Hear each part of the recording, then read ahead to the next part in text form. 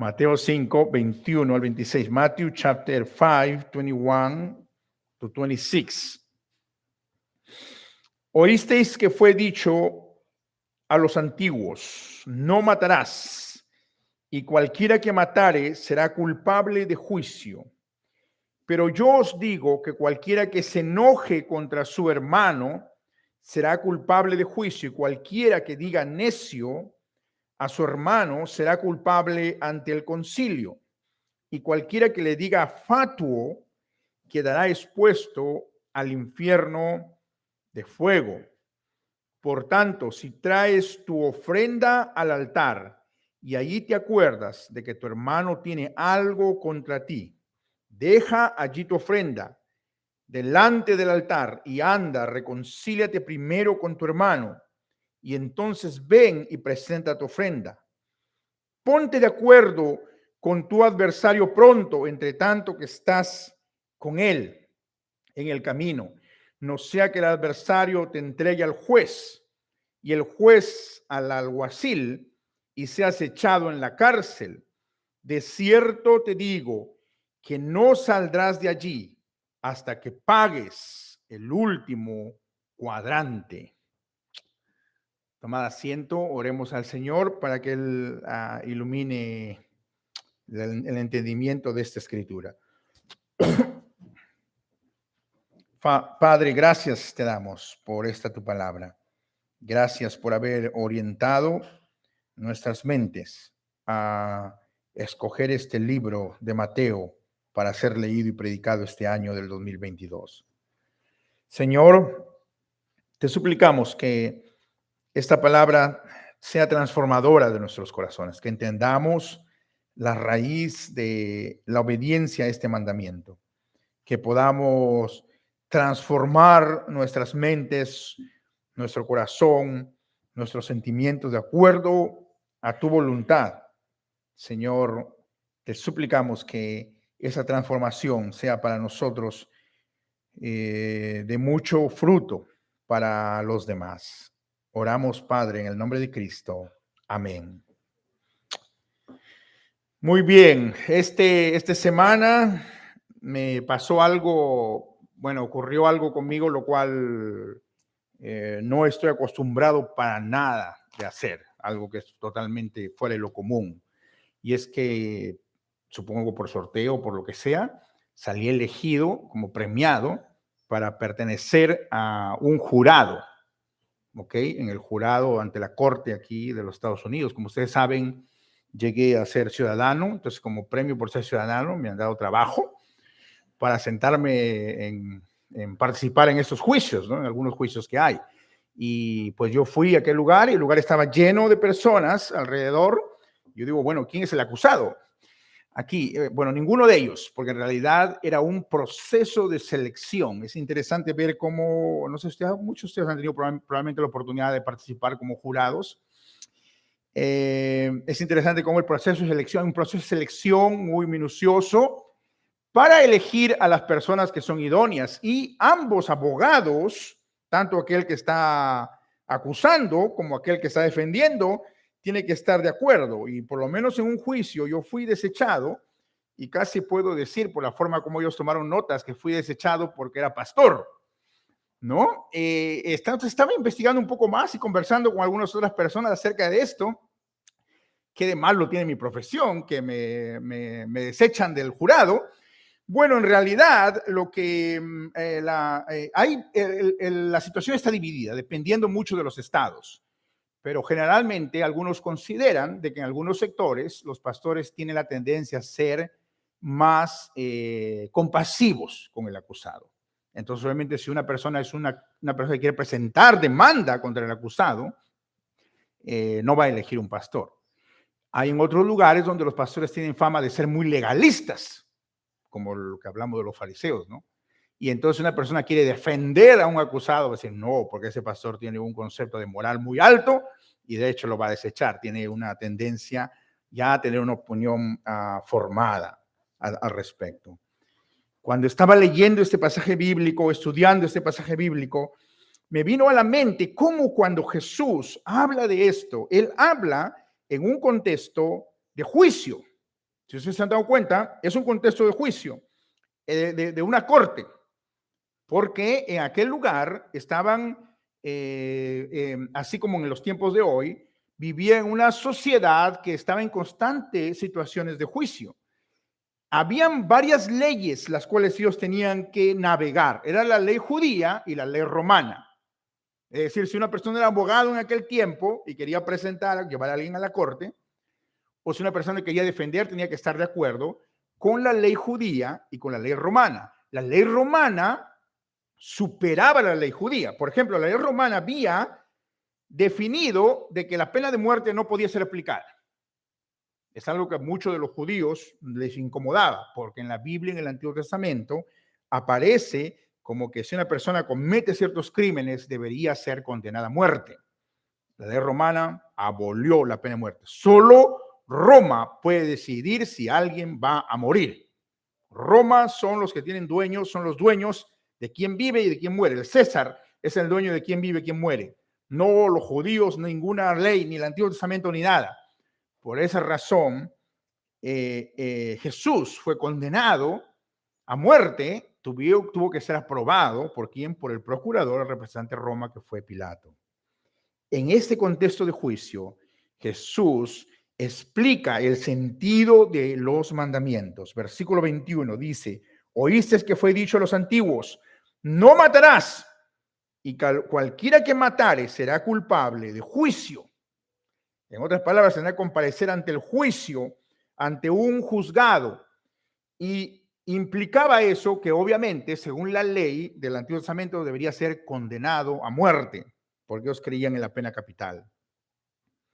El texto termina con un ejemplo de un adversario que va a demandar a la otra persona. Dice, versículo 25, ponte de acuerdo con tu adversario pronto, entre tanto que estás con él en el camino. No sea que el adversario te entregue al juez y el juez al alguacil y seas echado en la cárcel. De cierto os digo que no saldrás de allí hasta que pagues el último cuadrante. Esto sin duda empezó a mover en la gente de aquel momento, en medio de una sociedad de leyes y de litigios, empezó a mover en la mente de las personas la oportunidad de escuchar qué es lo que Jesús quiere hablarnos de este mandamiento. Jesús dijo, no he venido yo a abrogar los mandamientos, sino he venido a cumplirlos en el sentido de que Él es la expresión de la justicia, Él es el único que puede cumplir ese mandamiento.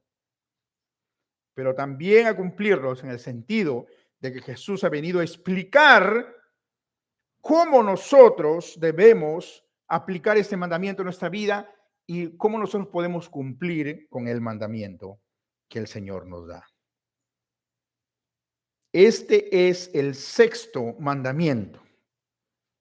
Es un mandamiento importante con el cual Jesús inicia, porque es el mandamiento que demanda el mayor castigo que podía existir en aquel tiempo, que era la pena de muerte para la ley judía. Y Jesús toma ese texto bíblico y coloca varias cosas que nosotros vamos a aprender el día de hoy. La primera cosa que vemos aquí es que lo importante en el obedecer el sexto mandamiento es entender que la raíz del asesinato está en el corazón de todos los hombres, de todos los seres humanos. Lo importante no solo es lo externo, sino lo interno. Jesús va a la raíz del problema y dice, pero yo os digo, miren, esta expresión aquí para decir, oíste que fue dicho, y yo os digo, era algo que era común, era una fórmula común como los fariseos y los rabinos usaban para explicar la ley. Cuando alguien venía a un juicio, cuando alguien era demandado, cuando alguien estaba presente, quería oír la enseñanza de la ley, la expresión es, ¿oísteis lo que la ley dice? ¿Saben por qué es importante? Porque ellos habían crecido en un contexto donde el oír era muy importante. El día de hoy, nosotros nos dirigimos por ver, en el pasado se dirigían por leer. No sé qué ustedes, ¿cómo aprenden ustedes más, amados hermanos y hermanas? Viendo, leyendo. esta era una sociedad que aprendía escuchando. Por eso ustedes saben el Shema, que era una cosa que se repetía a los judíos desde niños. Oye Israel, nuevamente, oye Israel, tu Dios es uno solo. Era importante para ellos el oír la ley.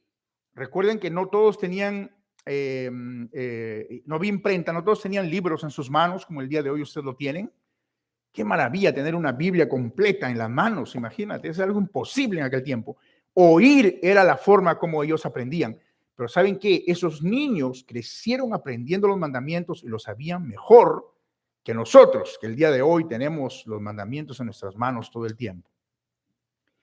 Porque constantemente los padres les repetían. Entonces, cuando un acusado llegaba a escuchar, había cometido algún crimen, como asesinar a una persona, la primera pregunta que se le hace a él es, ¿oísteis lo que fue dicho? Has crecido oyendo la ley. Tú conoces la ley. Entonces yo te digo que lo que tú has hecho te hace culpable porque has quebrantado la ley de Dios. Por lo tanto, esta es tu sentencia. Esa es la forma, una fórmula que ellos tenían en el juicio.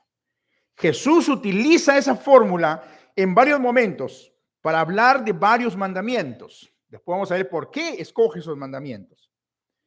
Y empieza con el mandamiento más importante, que es el mandamiento de quitar la vida de una persona, pero él hace un cambio en la fórmula que sin duda golpea los oídos de la gente y de muchas de las personas que eran maestros de la ley.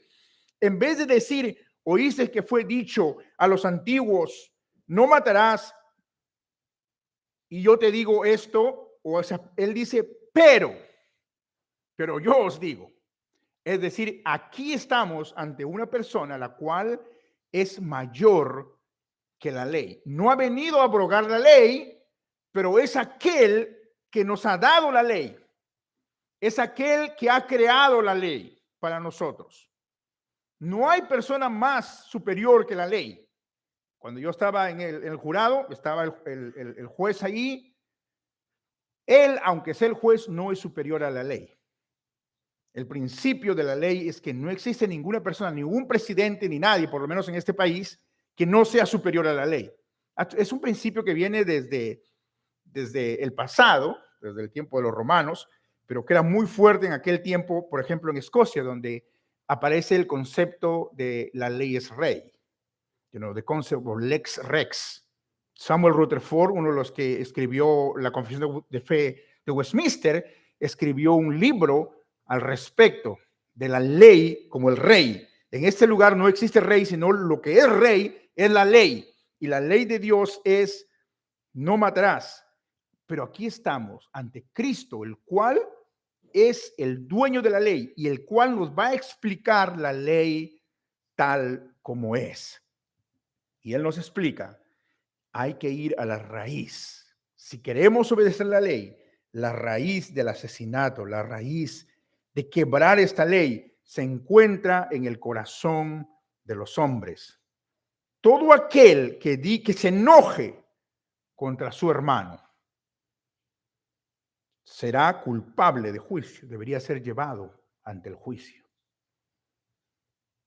Con esta expresión de Cristo está diciendo, todos los que están aquí en este lugar, ¿hay alguno que se haya enojado alguna vez contra su hermano?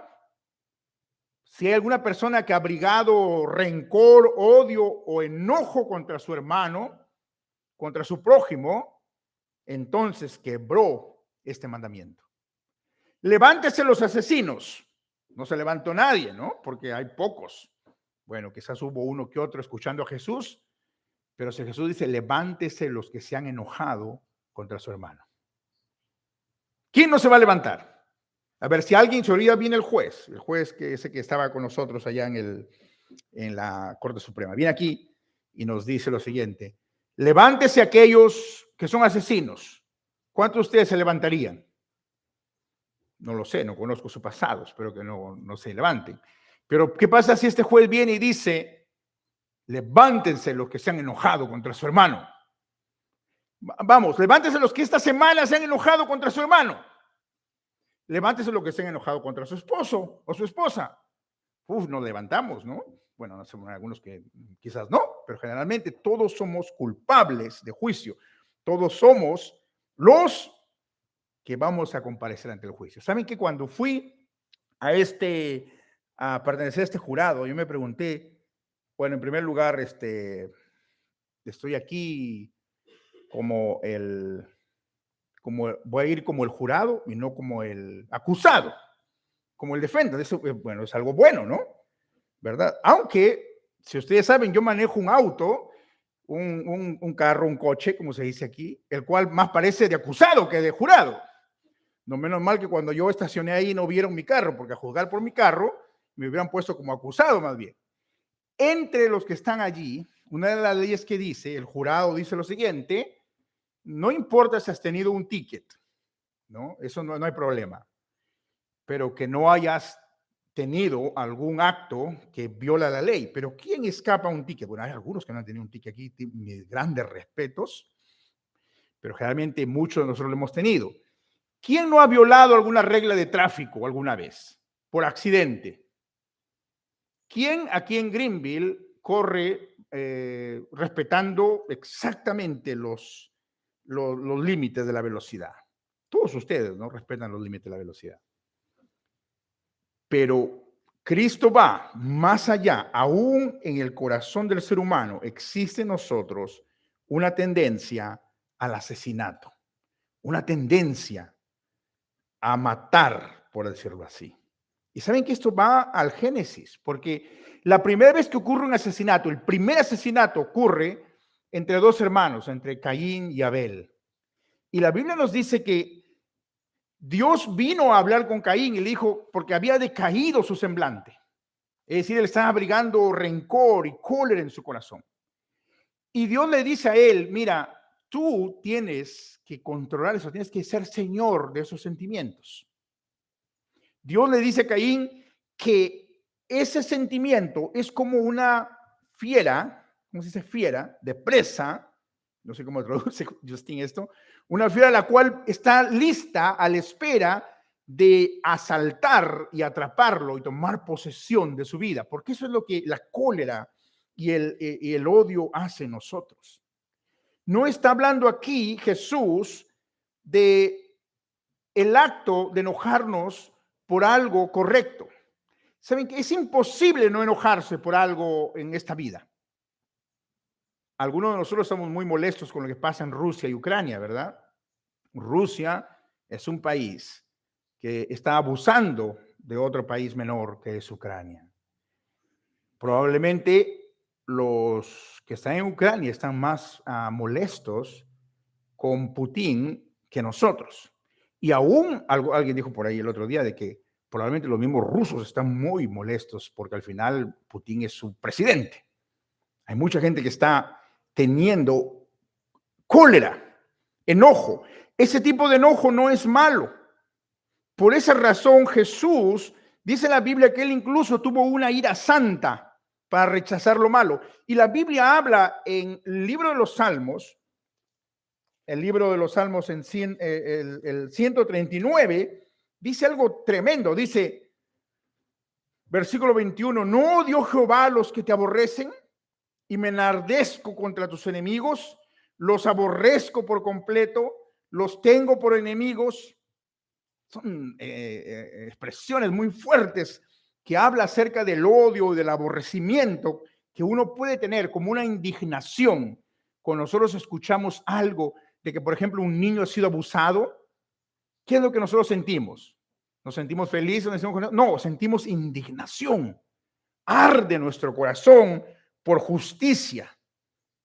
No está hablando de ese rencor, de ese odio, sino está hablando del enojo que empieza a surgir en nuestro corazón en contra de nuestro hermano, en el cual nosotros quisiéramos de alguna manera dañar al prójimo. Puede empezar muy pequeño, puede empezar muy simple. Sin embargo, la Biblia nos dice, como el ejemplo de Caín y Abel, no dejemos que esto crezca. Hay un texto de la Biblia que dice, airaos, pero no pequéis. Y acá está un principio importante para todas las parejas. No dejéis que el sol se ponga sobre vuestro enojo. O sea, no se vayan a dormir sin arreglar la situación. No dejen que el enojo empiece a crecer y crecer. ¿Saben qué, hermano? Eso es algo importante para la iglesia también. ¿Alguna vez usted se sintió enojado con otro hermano de la congregación? Porque donde hay iglesia es un grupo de pecadores, ¿verdad o no? Y donde hay un grupo de pecadores hay enojo. Y es más, Dios ha llamado a personas de diversos contextos en los cuales nosotros tenemos diferentes formas de costumbre, diferentes formas de entender la vida y vamos a causarnos enojo entre nosotros mismos. Sin embargo, Dios nos está llamando a que nosotros entendamos que esa es la raíz del asesinato. Puede ser que usted y yo nunca lleguemos a coger una pistola y disparar contra otro individuo. Puede ser que usted y yo nunca lleguemos a coger un cuchillo y dirigirlo a otro individuo. Espero que no. Sin embargo, la misma raíz que lleva a la persona a disparar el gatillo, la misma fuerza que lleva a la persona a plantar un cuchillo en otro ser humano, esa misma fuerza, no otra, esa misma fuerza está en el corazón suyo y mío. Y ha estado en el corazón suyo y mío esta semana, probablemente. Alguien dijo, volviendo al tema del tráfico, yo no creo en la pena de muerte, excepto cuando con aquellos que están manejando lento en el lado izquierdo de la carretera, ¿no?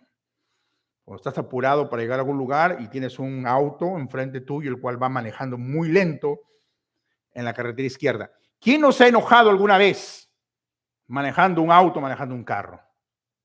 Sé que parece tonto esto, pero en realidad Cristo está diciendo, allí está la raíz, la misma raíz, es la misma naturaleza del pecado que está en el asesino, en aquel que comete un crimen. Saben que nosotros tenemos la tendencia muchas veces a separarnos con los demás. Por ejemplo, en el tiempo en el cual los nazis cometieron el terrible delito del Holocausto, la humanidad intentó separarse del nazismo tremendamente. No, eso, o sea, nosotros no somos como ellos. Imagínense, ellos son los nazis, son lo peor, son lo más diabólico que existe. Casi inhumano de haber llegado a cometer semejantes atrocidades. Y hubo una judía, la cual se llamó Hannah Arendt, la cual habló acerca de esta situación en la cual ella, siendo judía, dijo, eso es un error, porque en realidad esa raíz del mal que estuvo en los nazis está presente en cada nación, en cada ciudad y en cada ser humano que existe. Esa raíz de la maldad puede surgir, si es que no vigilamos, si es que no somos vigilantes, en cualquier corazón humano. De ahí es importante a nuestros hijos que les enseñe, yo me predico a mí mismo, que seamos un modelo de cómo controlar la cólera. Que al controlar nuestra cólera, nuestras emociones, nosotros estamos modelando cómo cumplir ese mandamiento y cómo nosotros podemos ser un remedio para el asesinato en este mundo. Ellos no solo aprenden escuchando el mandamiento, ellos aprenden viéndonos a nosotros modelar cómo dominamos con la fuerza que Dios nos da, esa ira, esa cólera que nosotros podemos tener en la familia o que podemos tener fuera de la familia. Eso habla más fuerte que muchas veces los mandamientos que nosotros hemos creado. El mandamiento de Dios, no matarás, no solo era para que le repitan los judíos en el Shema, constantemente repitiendo los mandamientos, era para que lo modelemos en la forma de vivir. Amados hermanos y hermanas, nuestra forma, como nosotros hablamos de los demás hermanos de la iglesia, es importante. Ustedes pueden pensar que los niños no escuchan, no entienden, ellos escuchan todo. Ellos entienden la forma como nosotros nos expresamos de los demás. De nuestro vecino, nuestra vecina. Ellos aprenden de eso. Es un modelo que nosotros tenemos que hacerlo, aún sea que no tengamos hijos, tenemos que empezar a ejercitar esta importancia de poder controlar esa cólera y ese odio que empieza a surgir en nuestro corazón.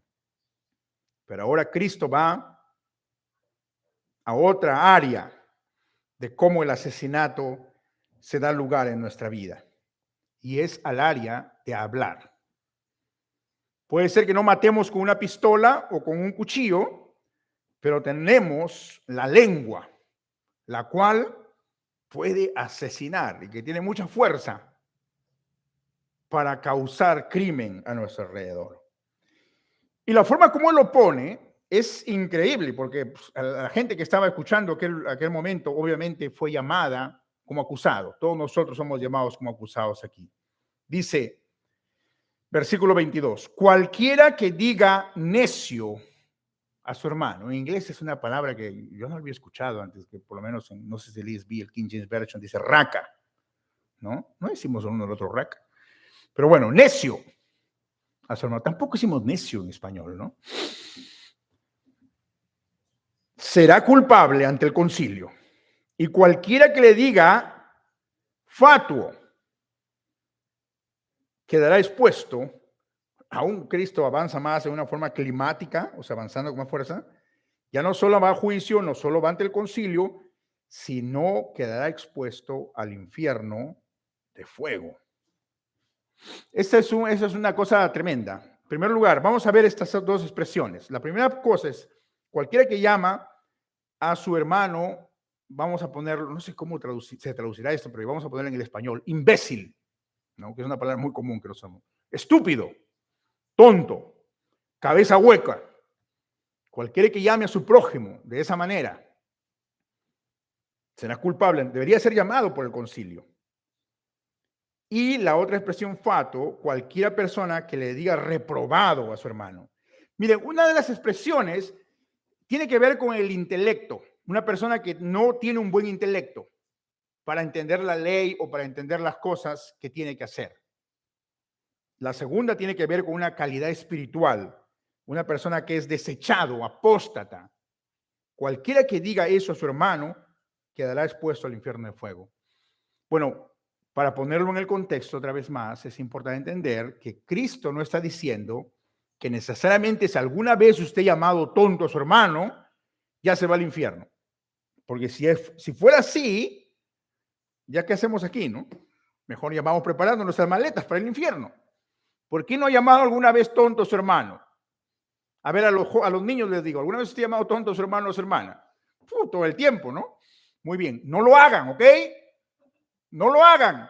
Pero Cristo no está diciendo que solamente el hablar eso ya condena a la persona. Lo que está diciendo es que con el hablar nosotros practicamos a diario esta raíz del crimen. Y saben que las personas incluso que estaban constantemente en el juicio, aquellos que estaban, vamos a decir, no habían abogados, pero personas que eran abogados, jueces y todos, eran los primeros que estaban llamando a las personas necio o fatuo, que estaban llamando a las personas tonto, imbécil, o que estaban llamando reprobado. Ninguno de nosotros puede ponerse en el lugar del juez con nuestra boca. El problema es cuando nosotros hablamos. Yo no creo como algunos hermanos pentecostales que dicen la palabra tiene poder y si pronuncia una palabra ya. No, pero cuando nosotros hablamos estamos sentenciando muchas veces a las personas. Hablamos como si nosotros supiéramos todo. Ese es el problema de nuestra boca cuando nosotros emitimos un juicio. Creemos que somos los que hemos ya conocido toda la verdad. Nos ponemos como jueces ante los demás. Podemos decir, mira, este es un tonto. Punto. Porque ya me he puesto como un juez, ya he juzgado yo. Este es un reprobado, no tiene salvación. No es un cristiano, no es un creyente. Tal cosa él es el ejercicio del crimen. Porque con eso estamos eliminando a personas, a individuos de nuestro entorno. Dios nos ha llamado a nosotros para predicar su palabra y no para llamar a nadie reprobado. Nunca podemos decir nosotros, mire, esa persona no es un creyente, no, probablemente no va a creer la palabra de Dios. No, hemos sido llamados nosotros para orar por ellos, porque la Biblia dice que Jesús, cuando estaba en la cruz, el cual él tenía toda la razón para sentirse enojado, porque él era el único inocente que estaba muriendo en la cruz. Él tenía toda la razón para sentirse indignado. Sin embargo, la Biblia dice que él oró por los pecadores. Y la escritura lo dice bien claramente, porque en la cruz del Calvario, él dijo, Padre, perdónalos, porque no saben lo que hacen. Ese es lo completamente opuesto y la solución para la raíz del crimen que nosotros queremos cometer al acusar, al atacar con nuestra boca, al acusar con nuestra lengua a los demás. La Biblia dice, en Santiago dice, nuestra lengua puede ser para bendición y para maldición. Con la misma lengua que adoramos a Dios y cantamos un himno y decimos, Dios, tú eres grande, cuán grande es Él, con la misma lengua decimos, nuestro vecino es un idiota. Con la misma lengua nosotros estamos dispuestos a acusar, a cometer crimen contra aquellas personas las cuales nos hacen sentir enojados. Podemos enojarnos, pero tengamos cuidado cómo usamos la lengua nuestra. Muy bien, Cristo habla acerca de en qué consiste la raíz del asesinato, lo que es nuestro corazón, lo que sale de nuestra boca. Pero ahora habla por qué esta raíz, en qué sentido esta raíz nos destruye a nosotros. Y ahora pasa a hablar acerca de que esta raíz, en primer lugar, es un estorbo para nuestra vida espiritual. Dice el versículo 23, por tanto, si traes tu ofrenda al altar, probablemente se refiere a un animal, ¿ok? Porque cuando había alguien pecaba, traía un corderito al altar. Y te acuerdas de que tu hermano tiene algo contra ti. Miren, esta expresión es interesante porque Cristo está hablando en Galilea y está hablando de presentar la ofrenda. Solo se presenta la ofrenda en el templo. Y el templo está a varios kilómetros, como 500 millas de aquel lugar. Dice, si tú has viajado con tu ofrenda, está hablando la gente de Galilea, todo ese viaje, ¿no? A pie o en camello o en burrito, y llegas allí con tu ofrenda, con tu animalito, y cuando ya vas a presentar, tú te das cuenta de que tienes un problema con algún hermano o hermana, que tú no lo has perdonado o que no has arreglado una situación. Deja tu animal en el altar y regresa, haz el viaje de regreso otra vez para reconciliarte con tu hermano. Es algo inconcebible en la mentalidad de la gente. Impacta a la gente cuando dicen eso. Tú viajas, ¿alguna vez le pasó a usted que usted viaja un viaje largo a un lugar y está cerrado? Ahora ya no, porque con el Google podemos saber qué está abierto y qué está cerrado, ¿no? Pero antes, cuando no había Google y no había buena comunicación telefónica, uno podía ir a un lugar y cerrado, lo siento. Bueno, hecho ese paso después del coronavirus, ya no se sabe qué está abierto y qué está cerrado, ¿no? Porque pues, el Google puede decir abierto y llegas y no, lo siento, no se puede entrar a cenar aquí. Imagínese hacer todo un viaje largo, usted tiene que regresar. ¿Qué nos enseña eso? Nos enseña de que todo el esfuerzo que nosotros tenemos para acercarnos a Dios puede ser derrotado por la raíz del asesinato, por esta cólera, por este problema que albergamos en nuestro corazón. El resentimiento que nosotros tenemos no nos permite crecer espiritualmente. Y realmente, hermanos, aquí es donde se nota. No quiero que poner a nadie en duda su fe, ¿ok? Pero es como uno puede medir si realmente está en Cristo. Si realmente usted está en Cristo, si realmente usted ha avanzado espiritualmente en este proceso de santificación, le estorba en su adoración a Dios sus relaciones con los demás. Si usted no se siente mal, si yo no me siento mal y vengo a adorar a Dios feliz de la vida, aunque las cosas vayan mal con mi prójimo, significa que realmente no hay ningún remordimiento en mi corazón. No soy un creyente en ese sentido, Porque si soy un creyente, estoy llamado, mi conciencia está llamada a reconciliarme con mi hermano, a no poner para después ese sentimiento de odio, de rencor que exista entre nosotros. Una vez una señora en la consejería, en otro tiempo, en otro lugar, no se preocupen, me dijo lo siguiente, que su esposo, bueno, iban a misa y él en el camino le iba diciendo todo, insultándole a ella en el camino. Pero cuando llegaba a la iglesia, era el primero en recibir la hostia. Y se sentía muy bien. Se sentía muy bien. No, ay, estoy recibiendo porque ellos creían de que era el Cristo crucificado. No estoy recibiendo. ¿Cómo alguien que es creyente, que es cristiano, realmente puede sentirse bien adorando a Dios y estando mal con su hermano? La Biblia dice, uno no puede aborrecer a su hermano y amar a Dios. ¿Por qué razón? Porque ¿cómo vas a amar a Dios que no lo ves y aborrecer a tu hermano que sí lo ves? Es decir, un cristianismo tiene que ser un cristianismo que no solo está basado en amar a Dios, pero también amar al prójimo. Ya les he dicho, hermanos, que la conversión es una sola en el sentido soteriológico del término, o sea, en el sentido de la salvación. Uno se convierte una sola vez para la salvación. Pero la Biblia habla de otro tipo de conversión, porque conversión significa turning, estoy hablando en Spanglish, volteándose para Dios.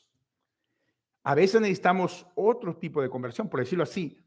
El cristianismo de este tiempo se ha convertido a Dios, pero no ha producido ningún fruto muchas veces con el prójimo, ¿no? Me contaba otra persona que una vez fue a comer a McDonald's. Bueno, dicen que los millennials ya no comen McDonald's, no sé si será cierto eso, pero bueno, disculpen. Pero dicen que fue a comer a McDonald's. ¿Y en aquel lugar había un hombre, una persona, la cual estaba con su nieto, y le estaba diciendo cosas terribles a la persona que sirve, molesto completamente, ¿no? Después que terminó, siendo muy rudo con la persona que servía en aquel lugar.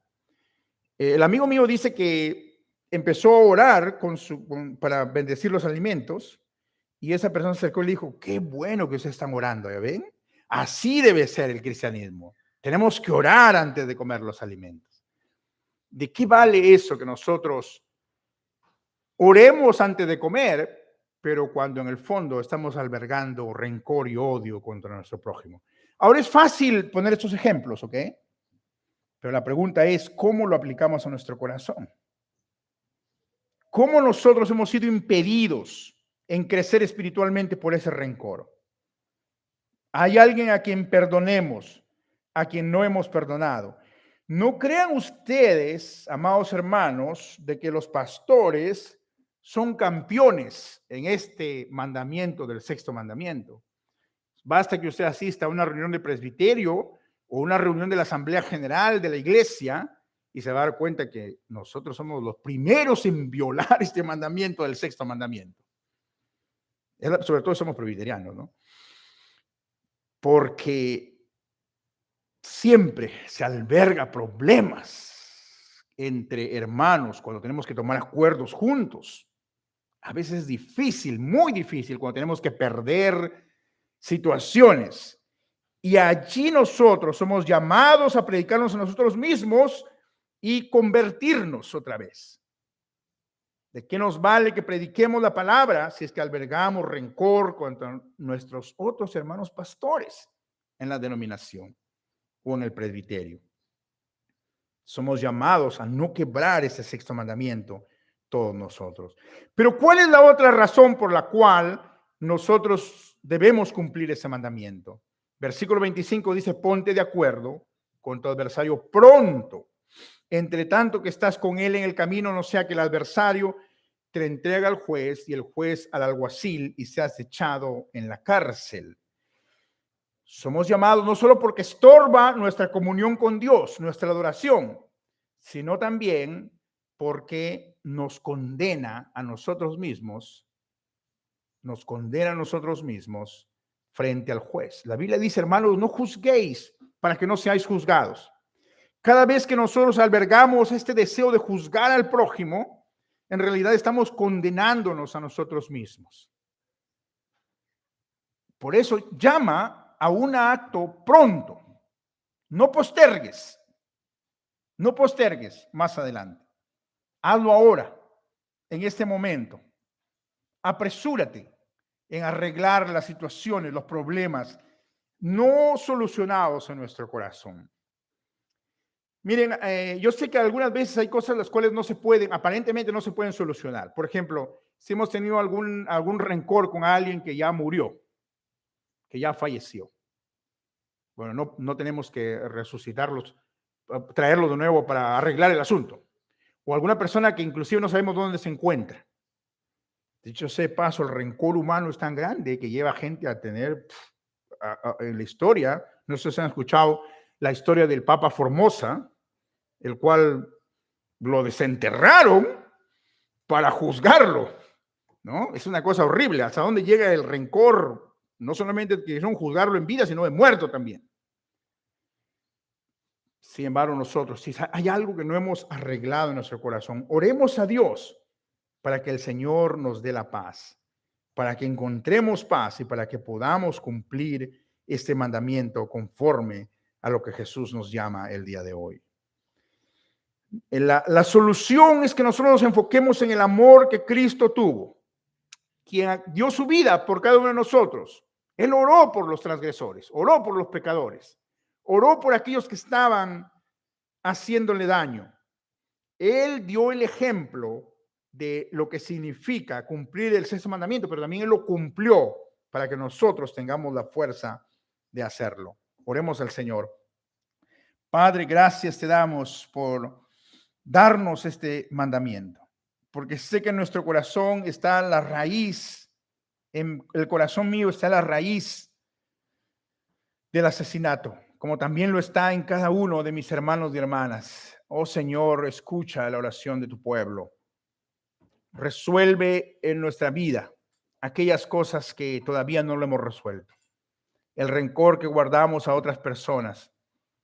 Ayúdanos a ser defensores, Señor, de tu verdad, pero hacerlo buscando la paz entre hermanos y hermanas en Cristo. Ayúdanos a ser agentes de paz y de justicia. Ayúdanos a ser agentes de amor, ese amor sacrificial que Jesucristo tuvo, el cual oró por aquellos que estaban crucificándole. Señor, ¿cuántos de aquellos que estuvieron envueltos en esa crucifixión llegaron a los pies de Cristo y encontraron el perdón y la absolución de todos sus delitos? Así nosotros que también hemos contribuido con nuestros pecados a tu crucifixión, llegamos a tus pies para que nos otorgues el perdón y puedas limpiar nuestro corazón. Gracias por escuchar esta oración en el nombre de Cristo. Amén.